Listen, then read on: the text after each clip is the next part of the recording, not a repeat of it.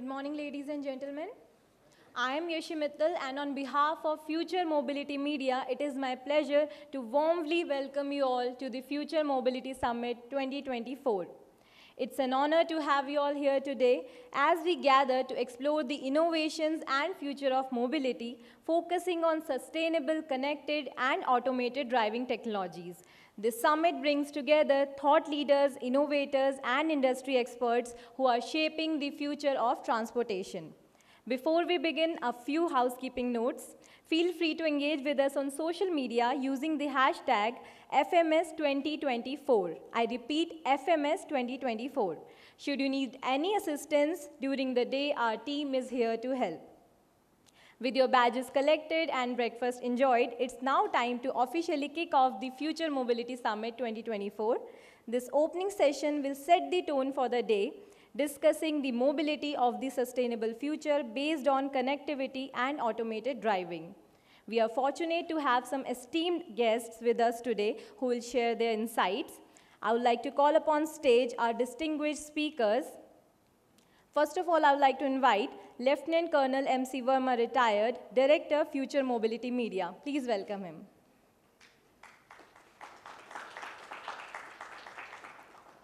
Now I would like to call upon stage Vivek Dhawan, Chief Strategy Officer, Omega Seiki Mobility.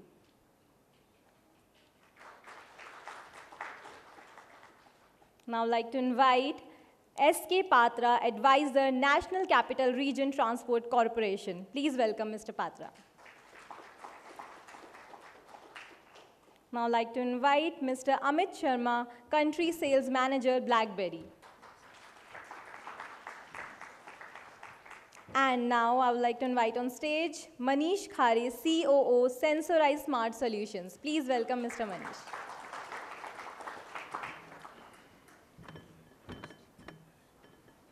Now I would like to request Verma sir to present the opening address. Sir, please.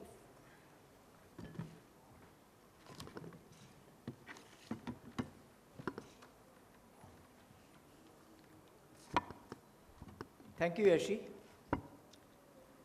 Good morning, ladies and gentlemen. I am honored to have this privilege of extending a very warm welcome to everybody on behalf of Future Mobility Media Private Limited team. At the outset, I would like to express our grateful thanks to the audience here who have supported us by your presence here. Our sincere thanks go to our esteemed speakers, sponsors, exhibitors, and industry, whose support has been invaluable to us in organizing this one-day conference, Future Mobility Summit 2024.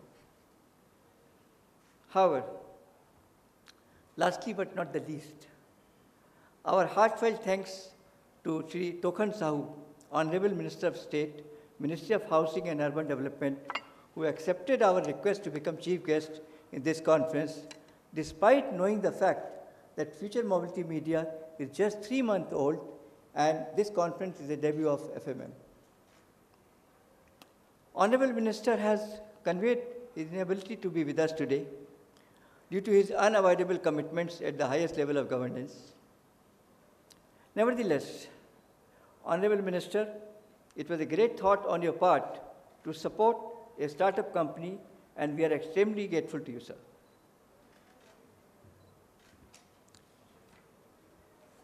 The speech is a bit long, so I have to read it more than what I would have loved to.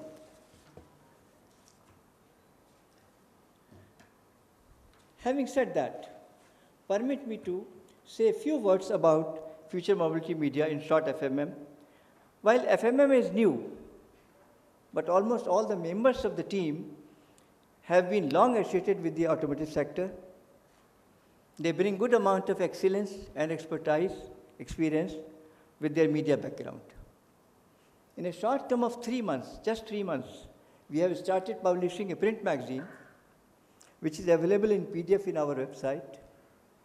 Few copies of 3rd edition are also here in the hall. You can have a look at it at your leisure. And of course, you can always give us an advice how to improve upon it. In this issue, we have covered a story captioned as India's journey to 100% adoption of EV by 2030? Are we on track? This was a question raised by a very young member of the team. And this was accepted by us. Yes, let us think and examine the status on the ground. Are we really on track? And if we are not on track, then what could be the reason? I would not say that we have done a thorough research, but whatever little we could do in a short time, we have tried to do that. And I'm sure you will find it interesting and thought-provoking. It is well known that the automotive sector is rapidly transforming due to convergence of large technologies in this sector. This has enabled OEMs to add new features in the modern vehicles virtually every day. Today, even the users of vehicle do not know what all features their vehicle has and what all features are going to come next in 1 month or so. On the other hand, environmental concerns have led to replacing of fossil fuels with alternate fuels. Electric vehicles have become order of the day. It is not a small change to replace the IC engines with electric vehicle engines, because this has just democratized the manufacturing of vehicles. It is no more forte of a technological giants, manufacturing giants. Even a very new startup companies have launched two-wheelers and three-wheelers and the four-wheelers. So that's a good thing for the ecosystem.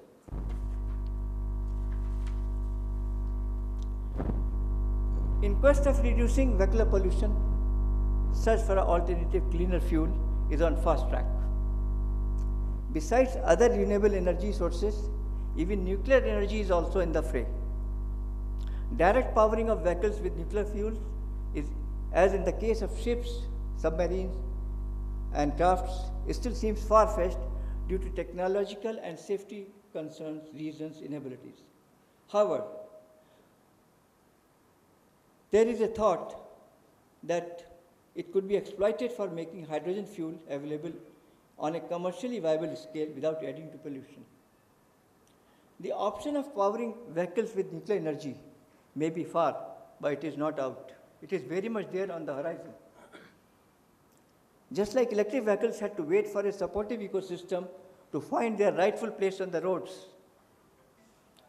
The first electric car came on roads way back 1885.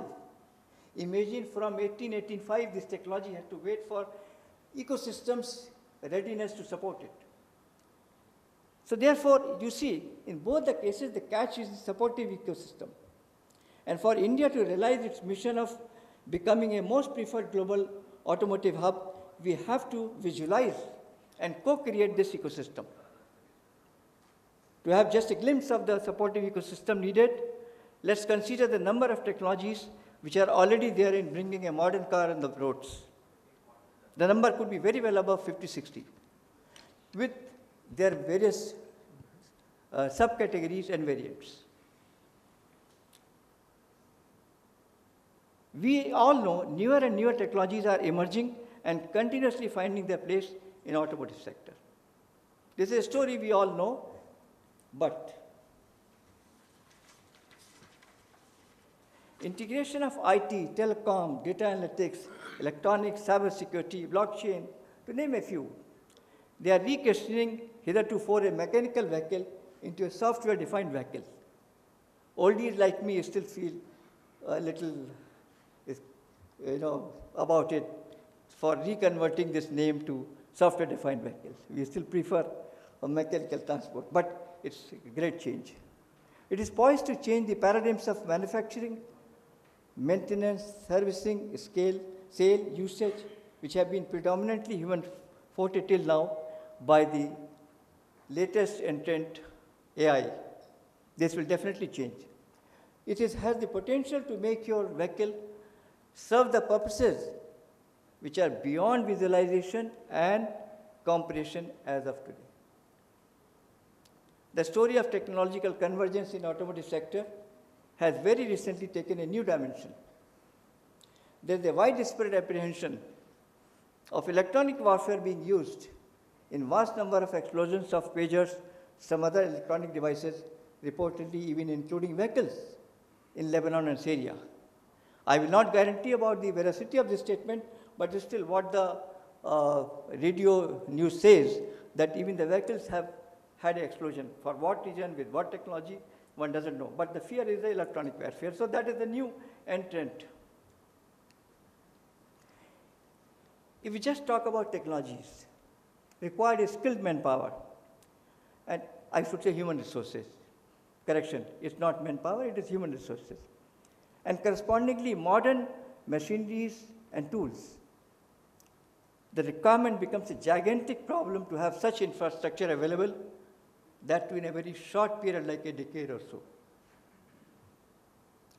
All the stakeholders, be it government, industry, technology developers, manufacturers of diverse assemblies, subsystems, components, services that contribute to making of a vehicle have a role to play in developing this support system.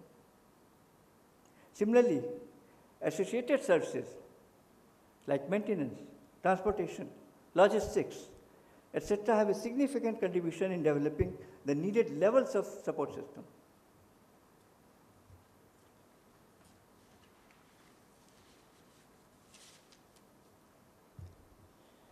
Not far behind are the institutions like vocational training institutions, privacy laws, legal, ethical, and so on. The list could be pretty long.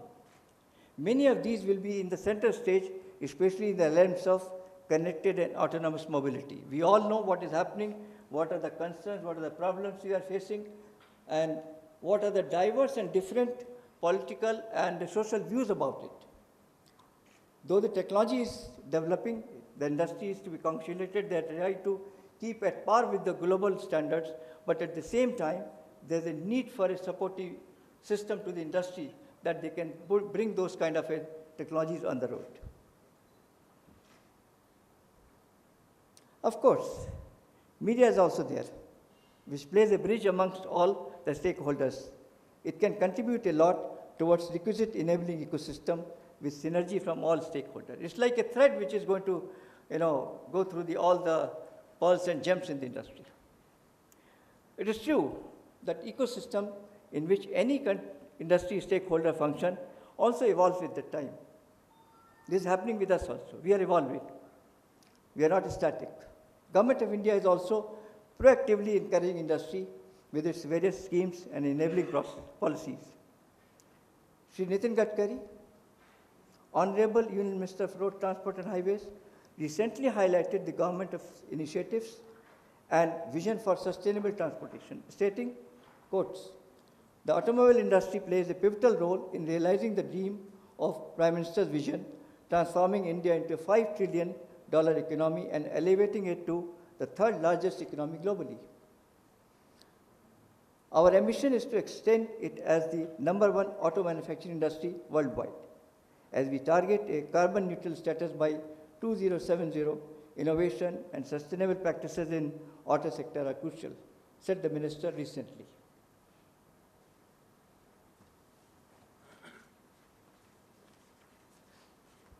This is the last page. Indeed, a lot is already being done in automotive sector in this direction, but some more efforts and deliberations towards developing and co-creating this supportive ecosystem may still be the need of hour. As a media, we are focused in automotive sector. We intend to adopt an inclusive, honest approach to our coverages of happening people, technology, developments, and evolving ecosystem. We are proud to be part of this ongoing revolution in the automotive sector. This conference is a platform for us to share ideas, inspire individuals, and have a glimpse into the contours of future mobility for a better part of the rest of the day. Thank you all. Over to you, Ashi.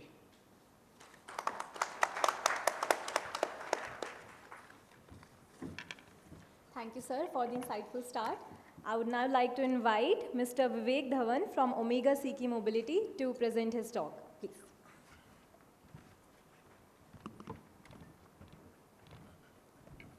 Good morning, everyone.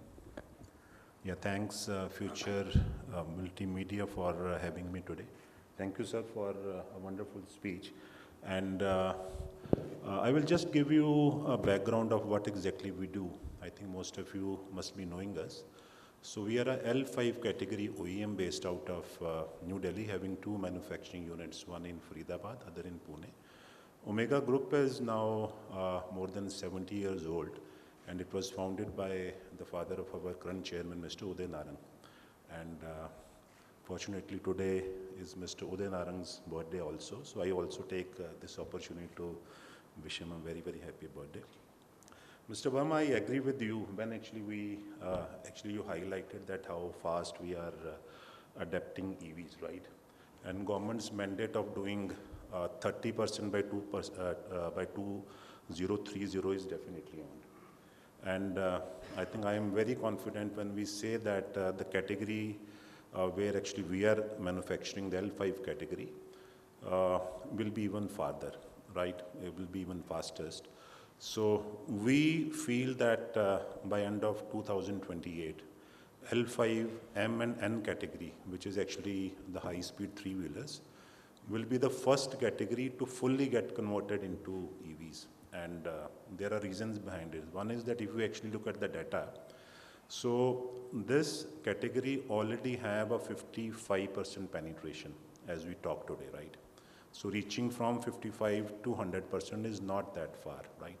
And why we believe that it is doable, there are reasons.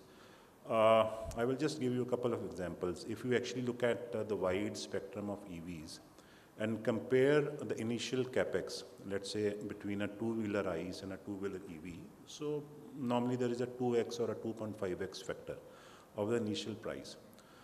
The same is applicable for a four-wheeler passenger car also. And if you look at the buses and the small and medium commercial vehicles, that multiplier goes up to 4x also.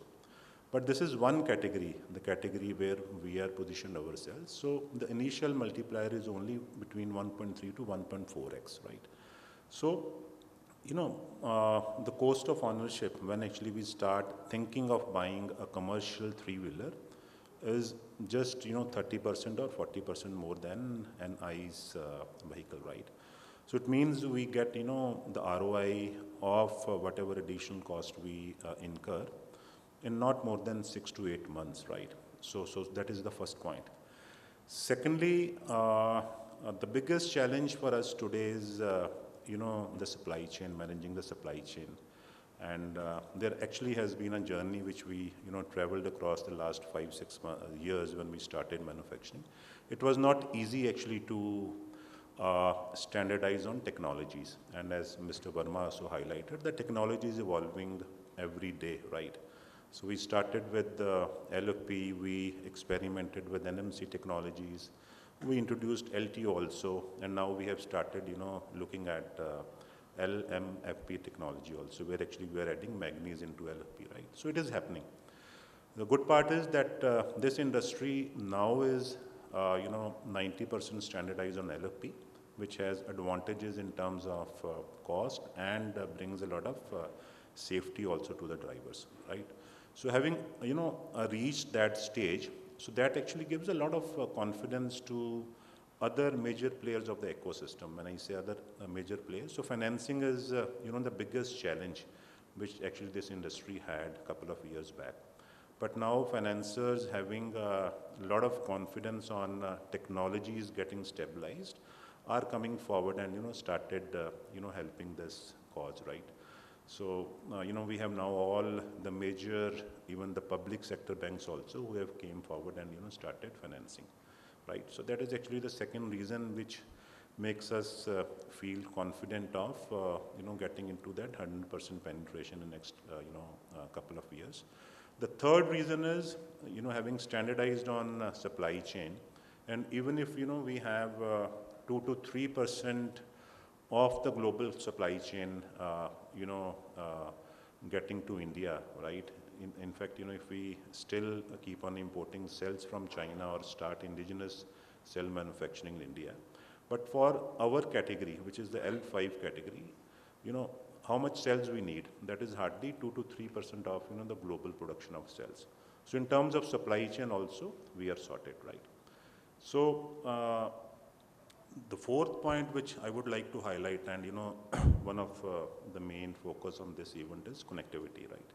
So whatever we are making today, whatever vehicles we are making today, are all the components are connected, right? When I say connected, so we have the motors talking to battery, we have the chargers talking to the batteries, and the same connectivity is extended to the external world also, right?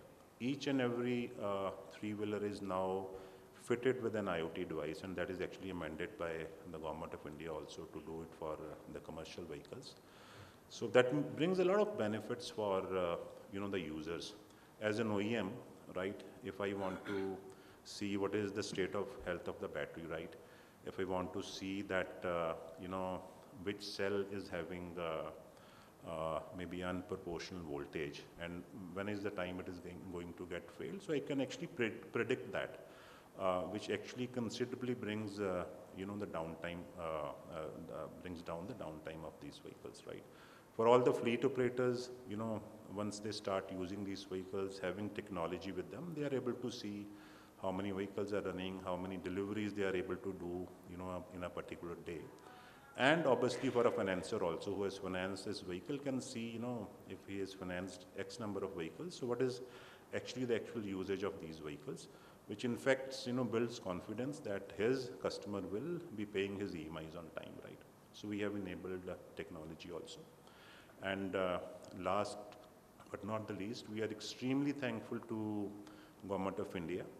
And though there were some issues in terms of extending, the subsidy, but with PM E-Drive, scheme, which has been rolled out last week. So we are very confident, though, as a professional, I also feel that this industry should not be dependent on the government subsidy anymore, right?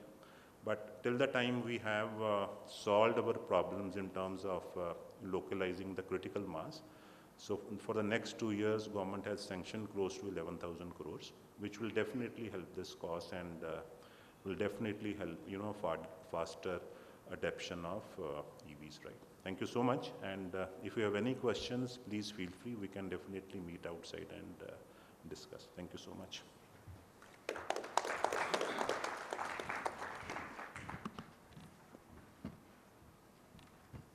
Thank you, Mr. Dhawan, for this insightful talk.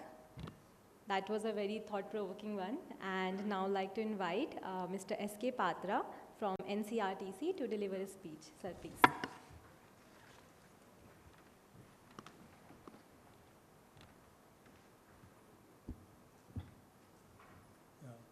Colonel Verma, the Director, Future Mobility, my distinguished guest on the dais and learned audience. Good morning to all of you today. So now you see, as the call of nation is towards electric mobility, as we know. So at least for the interest of the nation, we have to move towards e-mobility. There is no other go. If you see the current situation, global situation even. At present, if you see in the country, more than 8,000 buses are running and 22 to 25,000 buses are coming within a couple of years, possibly. And millions of, I think, other type of e-vehicles are on the road. Okay. As my Colonel Verma and my distinguished friend said that now the technology is so advanced that there is a good quality of communication system are available in these buses, which actually enhances the quality of the services, increases the safety, and also the service efficiency, etc. for this thing. And he said that even today, the buses are talking to each other. Even within the bus, the components are communicating each other for a complete system efficiency. You see, having said that, we need to know the problems actually lies in those things, to bringing those things efficiently for operation of electric buses and all. You see, we need to go to the basics first, at least for the sake of that to know, to create a kind of awareness in the people, how to popularize this system to the buses or the other electric vehicles in this, at least in India today. We have a lot of challenges actually we are facing when we go to the road. As myself, I work mainly in the field of, practically in the field. So implementing the e-mobility system in the many states with state transport undertakings, in the municipalities, and also through some state governments. You see the challenges, if you see today, why the electric vehicles are not actually pushing towards the goal of the government, why it is not achieving the target today and very slow moving. There are certain reasons. We need to at least understand those reasons before we go to the high-end communication system for those things. You see, the challenges are coming. Suppose the first is these are technical challenges are there. You see, first up, when you talk about an electric vehicle, for any electric vehicle, the first thing comes into your mind is the battery. You see the battery technology, the battery's short life, the cost of battery, and the weight of battery, etc. That is one thing which is always, I think, is a big problem for the developing, or you can say implementation of the e-mobility anywhere. So this, for example, I will tell you that the battery requires some kind of you see charging system, SOC, SOH, and all these things need to be taken care of. Then selecting a battery is also is a big problem today. Which battery we need to select for the lifetime? No battery actually covers the lifetime of the vehicle. You need to change the battery shortly, within maybe 2 times, 3 times in certain cases. In buses, it is at least 2 times, and it's a huge cost. The battery cost goes around 50% of the buses, and that is one thing which is a big problem. So then the long charging period comes in. You see, if you compare to the diesel buses and diesel and petrol vehicles, the fueling time is very short and very convenient for a liquid fuel. But the charging time taken is very high, so the people have to stand in a queue, especially in Delhi. We have not yet developed sufficient number of charging stations so that we can cater to the need of the people. At least you can see the cars are standing somewhere in some places in the queue. And also the home charging is not that efficient. So we have to also take care of this thing, charging time and charging system in this thing. Then the complex of the driving train and driving system. Many people do not know the technology. You require trained mechanics, trained engineers to actually maintain those vehicles, and people are fully dependent on the vehicle manufacturers, and vehicle manufacturers also lack of talents, lack of skills in these areas, and to develop maintenance system in the field area, in the remote areas. And we are facing a lot of problem. And recently when we inspected 1 or 2 depots of certain state transport or some urban transport, we found that 90% of those technicians are unskilled and just they have learned from the experiences. They have no technical qualification at all. So which is, I think, is very dangerous. Even they do not know the terms, and they just understand what is the system, and they know what to do when this comes, without understanding the technology of it. So this is, I think, is one area we have to see that to develop skill, and skill developing organizations or the government has to take care of it, and vehicle manufacturers should create such kind of skills at their level and depute them to different depots and this thing to maintain those buses. So then the one thing is what we were working, I was involved with the Department of Science and Technology for a long time for developing a lightweight vehicle, lightweight bus at least. So we were contacting to many organizations like Alcoa, Starlights and all to create a light vehicle so that the weight can be reduced by 500 kg to 1 ton. But when you talk about electric vehicles, the battery is almost, I think, around 10 kg per kilowatt hour, or maybe plus or minus something. So it is once we have a 200 kilowatt hour battery, means a 2-ton load you have to add into the vehicle. So there is no point in reducing the vehicle weight when you are talking about a battery system. So the weight of the vehicle battery has to drag its own weight also. So it is also consuming energy. So there are consumer challenges are also there. The customer and the consumer who are buying these things, the initial cost of the vehicle. Even after subsidy, the cost of the electric vehicles are not cheaper. You can see Recently, anyway, some of the vehicle manufacturers are now reducing their cost, but even after that, after the subsidy, also the vehicle costs are higher than the petrol and diesel cars or buses or whatever.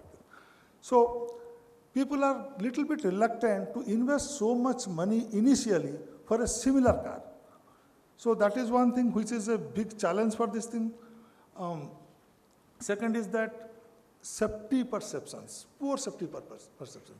You see many cases we are now, you can see in social media, TV everywhere, some buses are burning, some two-wheelers are bursting, some batteries are bursting during charging and all these things. So actually the reason is not known till now. Many people attribute it towards the battery technology. Some people say that people are not properly using this charging system. Some people attribute it to chargers, but the accidents are still happening. So why this is happening and where is the problem and all these things, the vehicle manufacturers are tight-lipped about this.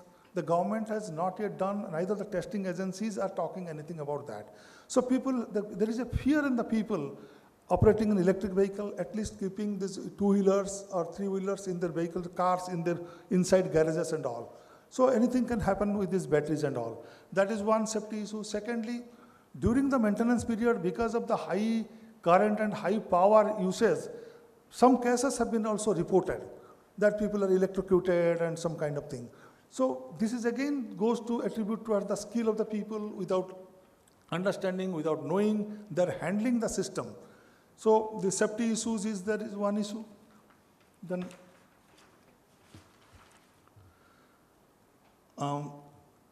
the charging cost. You see the electric charging cost is now rising. You see earlier it was thought that the electric government is giving subsidy 5 rupees per unit of electricity or 6 rupees or 7 rupees. But actually when a car or something goes for charging, it is much higher than that. See, secondly, the charger and the infrastructure cost is so high. So people are adding those things and everybody has to pay for that. It is not that cheap as it is been told by the government or it is highlighted by the governments or agencies. So it is also a costly affair, and then the vehicles has to go to the charging station and coming back. There is a lot of dead kilometer. Even buses, we have seen that 30, 40 kilometers, dead kilometers or dead mileage between the trips just for charging, for the opportunity charging. So they go to the depot after 2-3 trips and get it. So this is a high cost of charging is coming, but the energy cost is increasing. Secondly, the tariff rate. The tariff in one of the cases, I think in UP, in one of the city, just because they have connected the electricity in a different head, they have connected it to the depot under a workshop license, the charges has gone double. So it was actually the operator is being paid 7 rupees something per kilometer towards electric charges, but they have to pay more than 14 rupees per kilometer just because of the head of the connection has been changed or some kind of thing. They're struggling now, the government is not able to help them out. So there are many issues that discoms and the user are not in the same frequency, they're not working the same thing, so people are unaware when they get the connections, and that need to be seen. So the electric charges and charging cost is one thing. One has to be very careful when the bus is concerned, when the depot is concerned. And otherwise, for cars, two-wheelers and things, so smaller vehicles can be charged at home, though it is not very efficient, but still they can charge. But even today, the four-wheelers has to go to some charging station for a fast charging system. They cannot install a charging system at home, fast charging system. So the range anxiety was earlier too much, but slowly it has been covered because the car manufacturers are offering bigger size of battery in the cars for covering around 300 to 400 kilometers per single charge. But still, the vehicles cannot be taken out of its geographical boundary. So it is a limited usage of the vehicles. That is one thing which is also not encouraging much of the EVs in the market. So policies are also, the government policies are very, very ambiguous, and the incentive scheme, as told that incentive schemes are there, but it is very cumbersome. Nobody knows, even the consumer doesn't know what kind of incentive he will get, how to get, who will give the incentive, when to get the incentive, and a lot of confusion is coming into that. So incentives Even after incentive also, you see the cost is not reducing, it is much higher. So incentives is, one really is not very sure whether these incentives are helping them or it is just added to the car cost and just for IURs. So cars, for example, a car which is about 10 lakh rupees in similar electric car can goes up to 14 to 15 lakh rupees after incentive also. And subsidies and whatever is given with the government. Then technology is one thing that you see, even for the bus technology and all, today, if you see one of the tender, for example, if you talk about the e-bus Seva tender was published in March, the first or second was also published, but till now this is not finalized. Due to certain reasons, administrative reasons, it's going delayed. While delaying there, the bus cost and bus technology, the specifications drawn at the time is now redundant. The specification is not helping. Every time they postpone the tender, the specification has to be updated.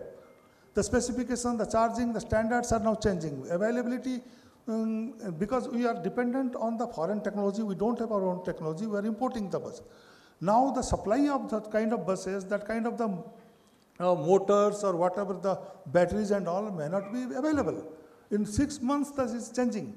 In one of the case, what I was involved in preparation of RAP, we have to change that specification thrice in 1 year, just because of the delaying the publishing of the RAP or the tender. So it is a question that today what we are buying, tomorrow the technology is fast changing. I think no other vehicle or other technology changing so fast in the country or in the world also. So that is one thing that the electric vehicle people are thinking that if I buy today vehicle, within a year it will become old technology. So that need to be taken care of also. So then infrastructure, charging infrastructure is one big issue, not only for the smaller vehicles, even the buses, bus depots. You see, when even in the gross cost contract model, the bus depot place is given by the government to the operator, but bringing the grid to the depot is a big challenge. You see, one of the cases they are charging, the discoms are charging 10 to 20 crore rupees just for a connection. You see, these municipalities or STUs are not prepared. If the land is given, the grid may not be near that. If the grid is available, then land may not be available in a city. So this kind of thing, the government has to prepare these things much before by creating a depot and all, how to bring the grid to that. One of the commissioner was surprised. He said that, tell me what I have to pay. I don't know. You said that just this bus I will bring, I have to bring this conductors, I have this fare collection system, but now I have to also pay for this behind the meter infrastructure, which is huge cost. I don't have money. Tomorrow you will tell for something else. Tomorrow you will say that you create the depot. So these costs are adding to the operation of electric vehicles. And it is not a small amount, it is in the crores of rupees. So people are now, the projects are delayed. Many state transports, municipalities have turned down the offers, whatever the even FAME scheme, after the selection of the operator, after approval, everything, they are not implementing those things because of this cost. They don't have extra money for that. So they were not prepared. So there is an integrated plan has to be done, integrated planning, integrated budgeting has to be done. From the scratch to end, that is commissioning, till the commissioning of this thing, what charges I have to pay, I need to know from the day one itself. Okay. Then industry and government the interference is also, the interface of these two stakeholders are also not in a good situation. You see, the government and industry are always, they are in the logger's jam. They don't agree to each other because of maybe some commercial reason. The government wants something and the industry are not agreeing. So how to bring both of them into the same platform and same thing, that is also the challenge we are facing today. You see, the cost of the buses are increasing day by day. The bus which was available 2 years back, even for 1 crore rupees, now they are charging 1.5 to 1.8 crore rupees for a 12-meter bus. So this budget is increasing every day. vehicle manufacturers saying that because of the import and all these things, the government policy, we are not able to sell those things. Government says that, you see, what the cost is not that much, why are you charging so much? And we are facing a lot of problem in this area where the industry and government is the interface. And maybe the government is not talking to the industries before making a policy, or the policy is maybe driven by the industries. Something is wrong in this situation. So for that purpose, you see, many a time decision making is taking a lot of time for that.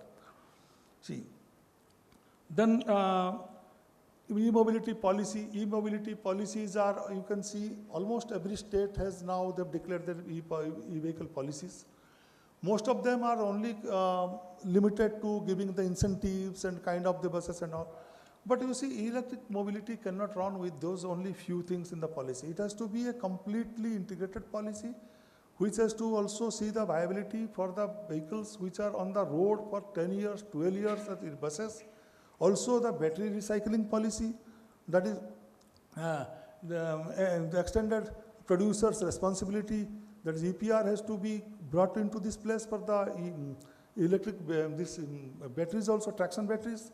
And they will come after, say, 4 or 5 years when gigawatts of the batteries will be on the ground just for recycling, and there is nothing will be in place. So that will be a big issue, big problem will be government. So now it has to be thought, every policy should have this kind of things. Right now, the selecting of the agency, users of the battery, how the second life, third life can be used, or whatever it is, that needs to be thought of right now itself. Then rate of standards, regulation framework, etc. You see, standards, you see, we are now dependent on the foreign technology. We don't have our own technology for batteries and vehicles.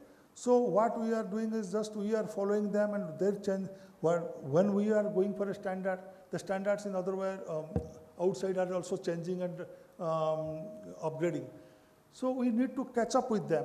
And unless India, we have our own manufacturing system, own standards and specifications, so we cannot stick to one standard, because we are mostly, as you know, most of these vehicles are imported from China and Asian countries. So you see, we are fully dependent on their product, their standards. So we are just following. With this, you see what happens, we cannot stick to one standard, we cannot have our own standard. We have to simply adopt the standards used elsewhere, and which is actually increasing the cost of our vehicle. Lastly, you see there are some industry challenges are there. Vehicle manufacturers are now not very sure how their production quantity, because there is a small acceptance of these vehicles. Like it is not like other fuel-driven vehicles. So industries cannot, so the cost is increasing because there is no mass on it. Okay. So the integration, you see, integrated production facility is also not there. People are just assembling. Many of these, they are not manufacturers but assemblers. You see, the vehicle is brought in SKD, CKD condition and being assembled here and being sold to the people. We have no authentic and good quality technology in these buses. It is all depends on the availability in the other countries. So that is the one thing, that the performance of the EVs and the safety of these electric vehicles are not up to that mark. Then the ecosystem itself, it's the e-mobility ecosystem means there is all stakeholders are not communicating to each other. They are all working in isolation this condition. So unless they come together and work together, you cannot create one ecosystem for the electric vehicles, starting from the manufacturing to operation, everything. Okay. Then the R&D cost. You see, in India, we have very less R&D facility for electric vehicles. So we have to, if we start to, some of the manufacturers have recently started their R&D system, but it is costing them very high. So nobody is much interested. So the only thing that whatever the outside it's available, they're bringing those technology and selling it in India. And India has hardly an R&D facility in these things because of its high cost and also non-viability of this system. But these are having these things, the challenges also. The electric vehicle is picking very fast, and people are now slowly moving towards the EV electric vehicles. And we are developing, though very slowly through some kind of evolution, but we are doing well. And probably I think this kind of problem will be eradicated very fast in few years. You see, the opportunities are huge. People should now accept, if more people accept electric vehicles, slowly many of these problems, because of its volume, automatically it will be diluted. So the cost will come down, the technology can be developed, R&D system can be developed within the country. So you see now with the push of the FAME 3, now government to clear this FAME 3 within 2-3 months, I think a lot of stakeholders are now joining together with the Ministry of Heavy Industries to streamlining this FAME scheme, which is just a kind of the EMPS or electric mobility the production scheme. So that is now being replaced with FAME 3 system. So I think government will very shortly will announce this FAME 3, which will coming in a better shape, and with acceptability will be much more in this. And as I already mentioned, PM e-bus drive scheme, that also they have now declared around $1.3 billion, that is around 10,900 crore rupees. I think almost 11,000 crore rupees towards within the next 2 years for the push for the electric vehicles, which will include around some 25 lakh two-wheelers, some 3.2 lakh of three-wheelers, and around 15,000 electric buses. So I think with this push of the government within 2-3 years, I think the electric vehicle share will be much higher, and people will be adopting the electric vehicles. And I think now these vehicles, as regarding the communication and the vehicles efficiency, etc., need to be also thought of. Many cases in this thing we have seen that the data system is not proper. Data are not being collected by the operators or the government agencies. They are simply operating these buses like any diesel or CNG buses they were operating earlier. So electric buses cannot be used like the other fuel vehicles. It requires sophisticated telematic system, communication system for safety reason, for efficiency reason, and for many other things. A system of the, I think, diagnostic reason for everything. So I think this is what I wanted to say from the basics of this electric mobility. Then I think once we catch up with those things, we overcome these things, probably the other issues can be also slowly can be also resolved.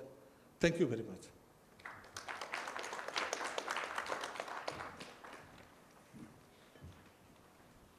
Thank you very much, sir, for sharing your expertise and valuable perspectives.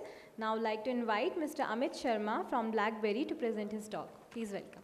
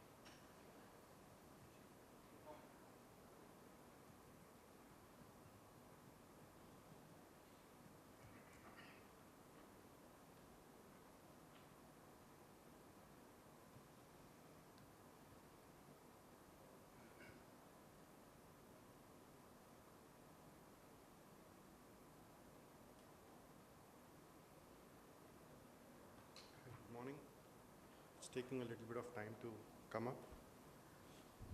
So there has been a lot of talk about electric vehicles. My topic will be slightly different. We'll be talking on software. And software is also playing important role. The way there are a lot of talks about or challenges with electric vehicle, there are equal amount of challenges with the software as well.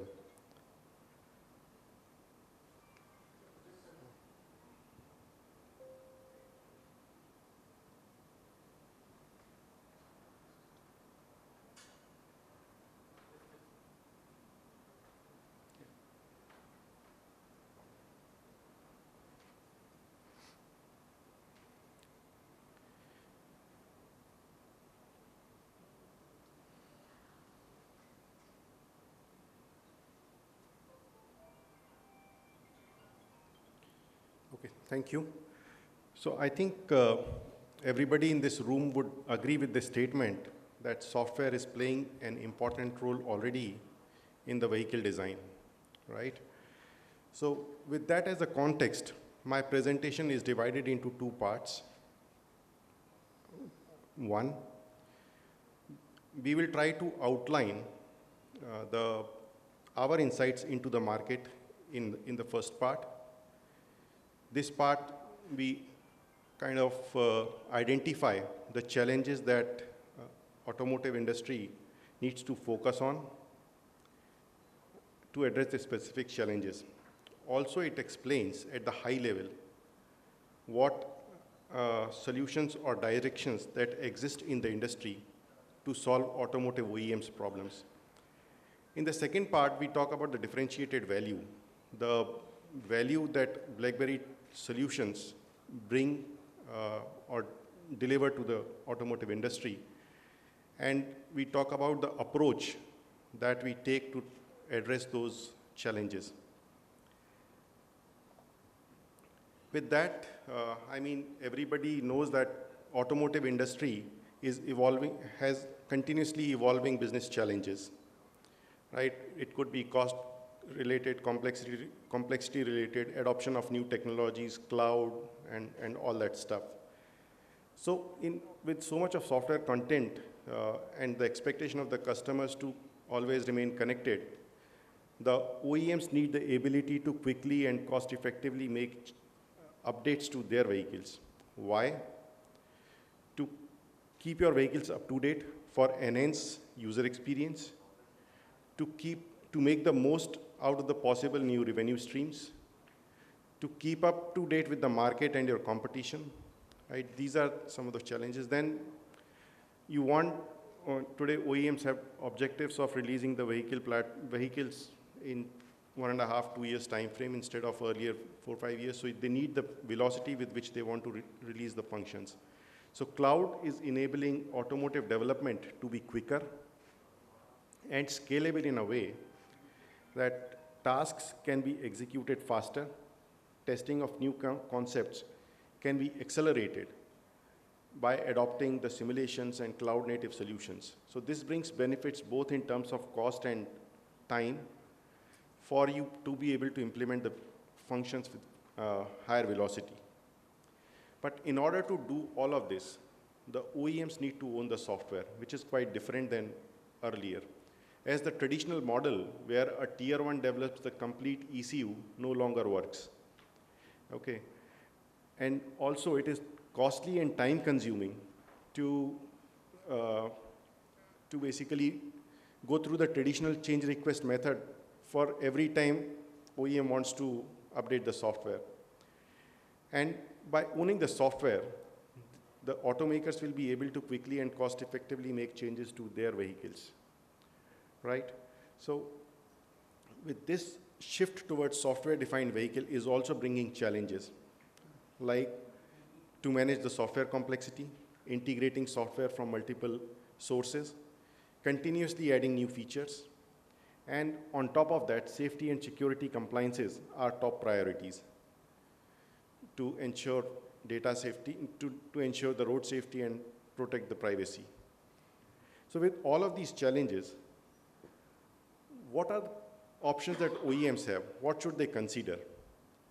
So one of the options they have is to consider ECU consolidation. The automotive industry has witnessed an incredible transition in vehicle designs. First, there was an electronic control unit for engines. Today, there is another for anti-lock braking system and yet another for powertrain. Today, there is an astonishing number of vehicle control units in a vehicle. Many of the latest vehicle designs have up to 125 ECUs in the vehicle. And now, people who are driving the vehicle, they may not realize, but what are these ECUs? What is the software doing in the vehicle? These ECUs power a wide range of systems from actuator controls to dashboard instrumentation to heads-up displays and to other in-vehicle infotainment systems. Still, when an automaker wants to add a new feature, for example, night vision display, it requires its own separate ECU with its own set of sensors, actuators, displays, wiring harness. But all these independent boxes end up taking away valuable space in the vehicle. They complicate the certification testing and increase the cost and weight of the vehicle. So the question was, can we do something to reduce the complexity? Can we do something to reduce the number of ECUs without sacrificing the functionality of the vehicle? The answer was ECU consolidation, and that is where the hybrid design with microcontroller and microprocessors emerged. These kind of systems require heterogeneous design. The consolidation of vehicles' functionality on a single HPC means that we need the ability to run software of differing criticality on the same ECU.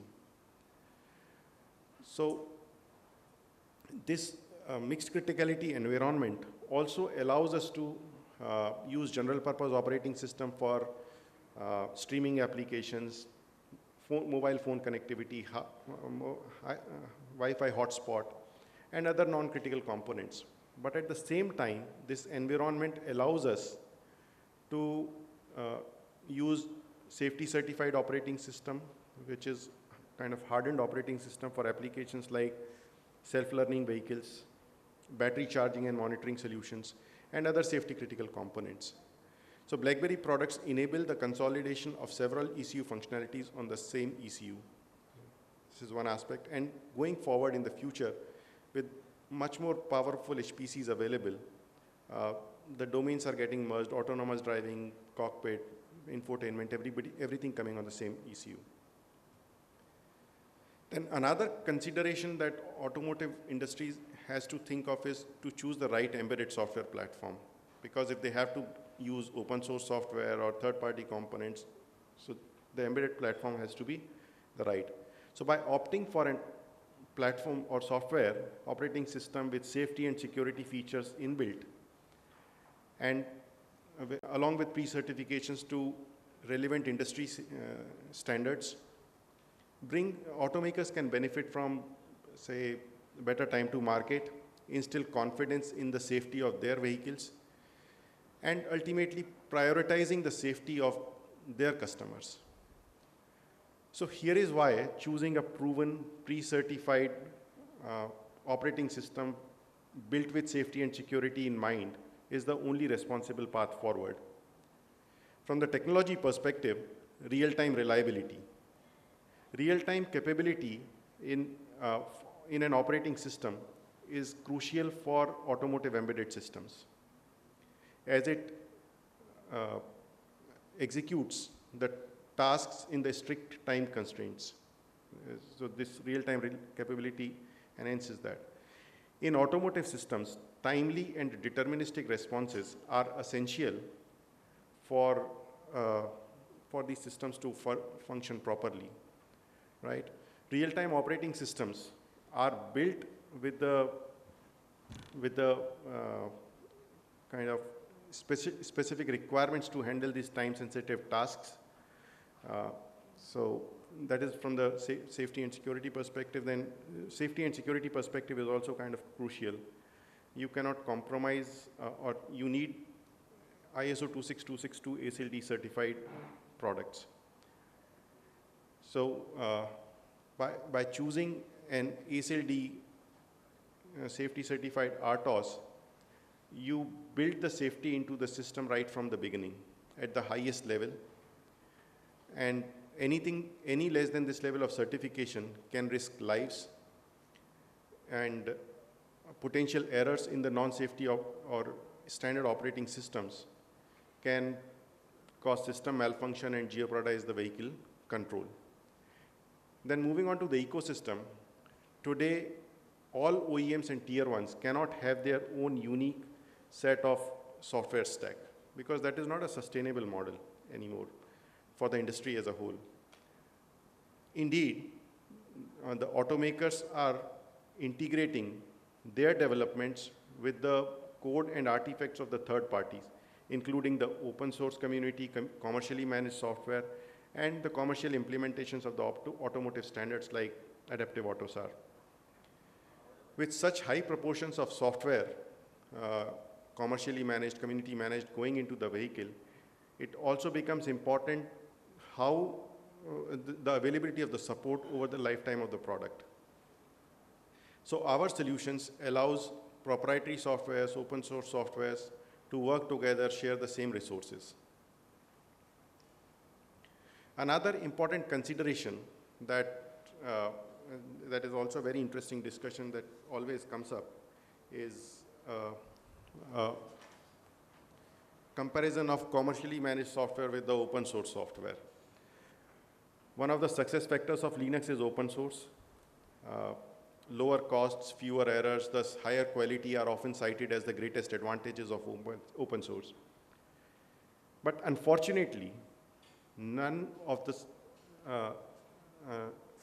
available or known versions of Linux are hardly suitable for use in vehicle today, because they are not designed for the specific needs of in-vehicle usage. The combination of commercially managed software and community managed software means that proprietary softwares like QNX can also very significant portion of software components in the proprietary software. So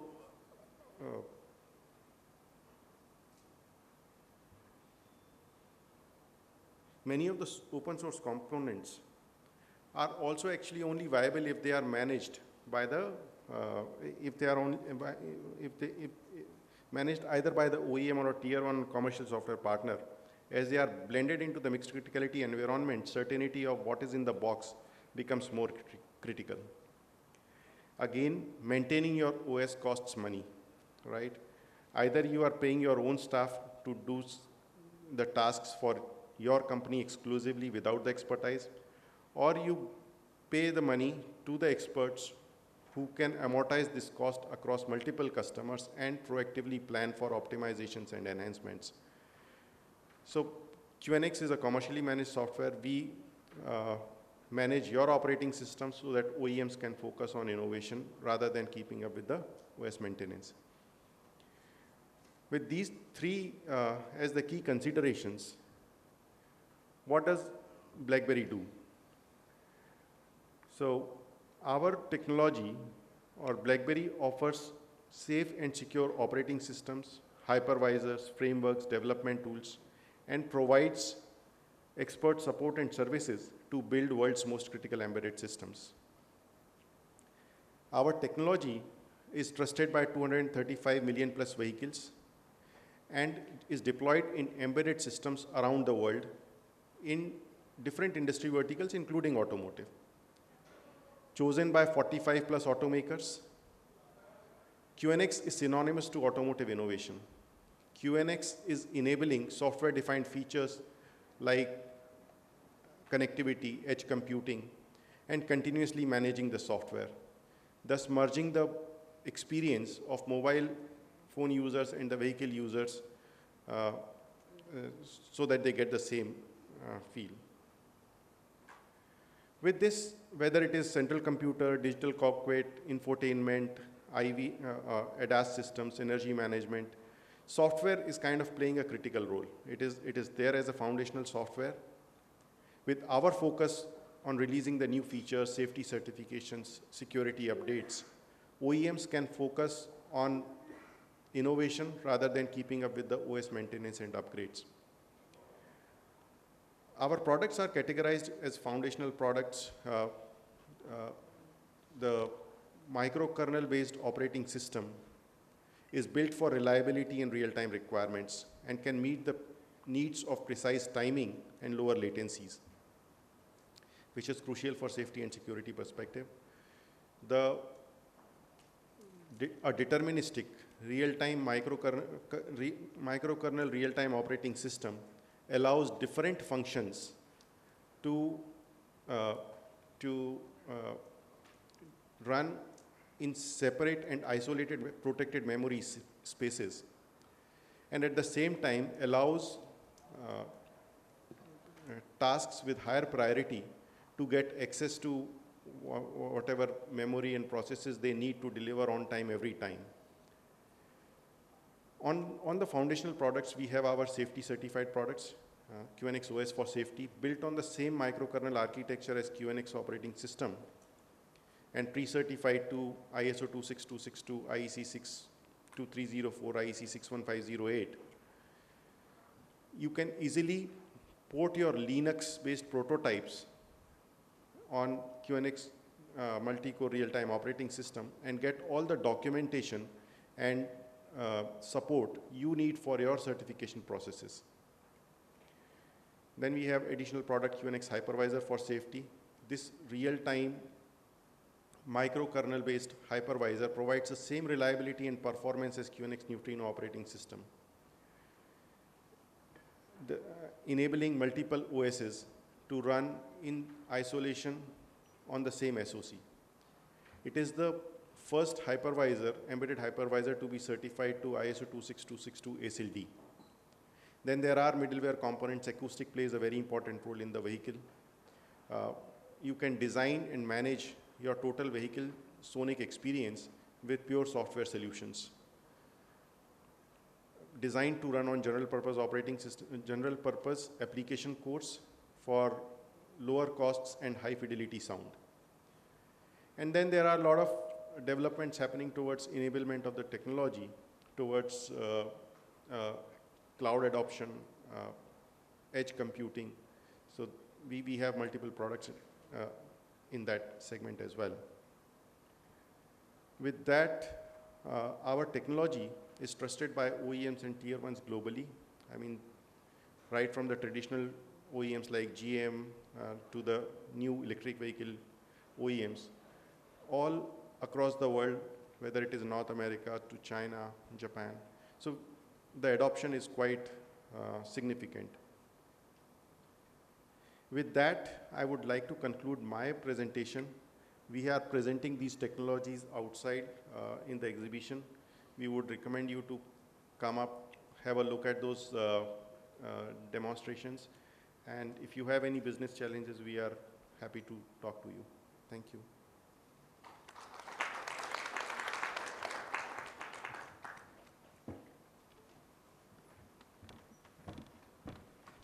Thank you, Mr. Sharma. That was truly a very informative and captivating presentation. And now I'd like to invite Mr. Manish Khare from Sensorise Smart Solutions to present his talk. Please welcome.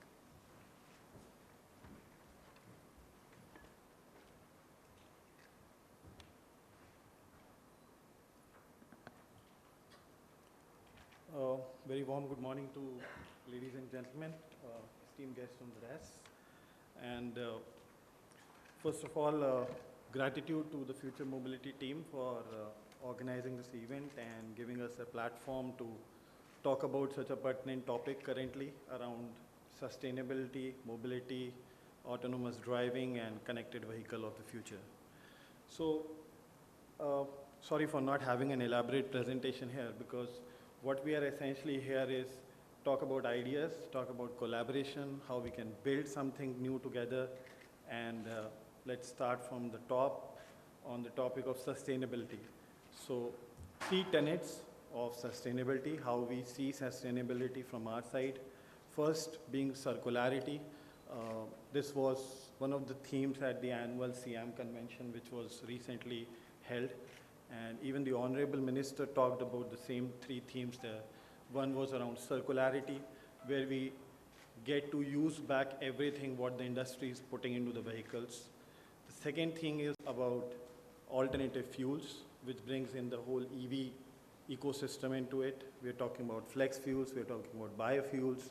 How can the ICE industry become more sustainable and contribute to the sustainability goals set by the government? And finally, we talk about connectivity. And when we talk about the connectivity ecosystem, essentially we're talking about the driver, the user, the vehicle, as well as the ecosystem, and how all three can interact with each other. They can collaborate, they can learn from each other, and address challenges around things like maintenance, increasing the life of the vehicle, putting less pressure on the limited infrastructure, how we can have congestion-free commute, and also address issues around security, surveillance, and monitoring. And we've been talking about a lot of industry challenges and issues being faced by the industry. So I represent here a company named Sensorise Smart Solutions. So out of all the challenges which the current industry is facing, we try to address the connectivity piece of it. We want to take the complexity of choosing which operator, which technology you are going to use for this connected ecosystem out of the equation. Whether you have to choose between 5G, 4G, 2G technologies, or you have to choose between various operators, be it in India, outside India. So we're just trying to come up with solutions for the industry where these challenges become a smooth journey for any OEM or a telematics services or solutions provider. That's where we fit in, and we would want to have the industry focus on the solutions and the challenges around the other aspects and leave connectivity to us, because that's where we specialize and that's where we see ourselves as an expert in the domain, be it embedded connectivity or it be simple SIM cards which can operate anywhere. So once a vehicle goes on the road or a moving asset is on the road or it is traveling to any place across the country, we ensure that you get the best coverage, you get the best technology, and you get the best operator. And the intelligence to do that is on the card itself. We do not leave it for the devices or the vehicle to take that decision. The SIM itself has the intelligence to decide which is the best network to latch on. It has the intelligence to latch on 5G, 4G, 2G, whichever is the available network, rather than bringing one more layer of complexity around the connectivity challenges. So that's pretty much around what we do as Sensorise. But apart from that, any challenges with the OEMs on the upcoming design elements, my colleagues here talked about things like changing regulatory environment, changing policy environment. So as we move towards software-defined vehicles of the future, EVs, we see a vehicle as a dynamic machine. It's not once you build it, you ship it, and it runs throughout a life just like that. As more software gets into it, it needs to be updated every time there is a development in the industry or the OEM is able to update a certain software feature, a security feature. There are compliances coming around it. Even the features on the ADAS side, on autonomous driving, is something which is evolving. We see it getting democratized across value chain. Features which were available in ultra luxury cars are there on basic cars which we all drive on the roads these days, which brings in the element of having over-the-air updates on the car, on the move, on the vehicles. So reliable connectivity again feeds back to the same ecosystem, that if you do not have reliable connectivity to the vehicle at all times, it becomes a challenge. And obviously once you are very sure that all the vehicles we see in the two-wheeler EV ecosystem, they're pushing out heavy firmware updates, software updates. How do you ensure that every vehicle on the road gets updated at the same time and it doesn't become an issue? It's only through reliable connectivity, which is what we are bringing to the industry. And we were discussing just before the session started that, there's a lot of partnership required, there's a lot of collaboration required, and this is just a personal experience, and it's a thought, which I leave with the audience because I don't want to talk too much here, is, right now the systems, the OEMs, the aftermarket, the public-private partnership, everything seems to be working in silos. What we are trying to bring to the table is a collaborative approach where not only private vehicles, but a lot of government agencies can work together, and an integrated, sustainable, connected, mobile environment is built in the country, where we are just not talking about cars addressing the need or a particular means of transport addressing the need of mobility, but we try to address in a way that if I have to go from point A to B, let those applications tell the user that which is the best way, which is the fastest way, and which is the more environmentally sustainable way. We all use electric fleet cars and taxis these days. It gives me pleasure to see when I, let's say, take a taxi from the airport to my house, which is good 50 kilometers. It gives me a message saying you just saved 10 kg of carbon dioxide. That's what sustainability is all about. When we talk about EV, it is how EV contributes to this sustainability motive, and how we can focus on making mass adoption of EV so that the users, obviously, everyone has talked about the challenges and the solutions which are coming about, but I feel there's a big gap about education, and we need to inform and educate the mobility users as to benefits beyond convenience, beyond simple things like security, infotainment, and things like that. How do we contribute to the theme of sustainability? And having assured connectivity is something which is very basic, and we take those challenges and we have solved it for the industry. And me and my team would be available after the event, during the event, in case anybody has ideas to address any of the challenges around the mobility. We'll be more than happy to collaborate and work with you on that. Thank you so much.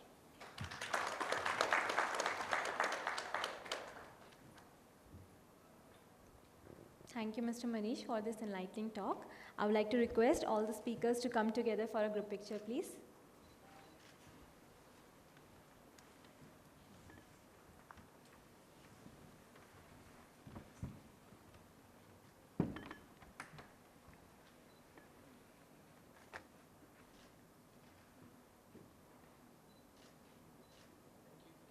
Thank you very much. Now it's time for a short break for tea and coffee. Please take this opportunity to network and discuss the exciting topics we have just heard about. We will reconvene here in 30 minutes for our next panel discussion. Thank you so much.